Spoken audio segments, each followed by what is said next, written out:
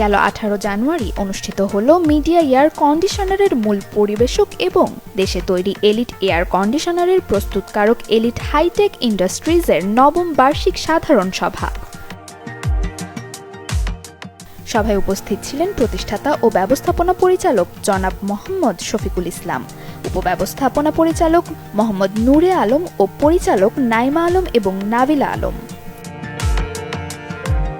এছাড়াও অনুষ্ঠানে আরও ছিলেন পরিবেশ অধিদপ্তরের প্রতিনিধি, বাংলাদেশ প্রকৌশলী বিশ্ববিদ্যালয়ের সম্মানিত শিক্ষক মণ্ডলী এবং দেশের বিভিন্ন প্রান্ত থেকে আগত শতাধিক ডিলার।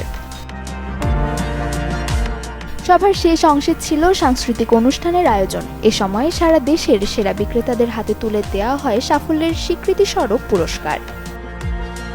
দেশের টাকা দেশেই থাকুক এই লক্ষ্যে দীর্ঘদিন ধরে দেশে বিশ্বমানের এয়ার কন্ডিশনার প্রস্তুত করে আসছে এলিট হাইটেক ইন্ডাস্ট্রিজ।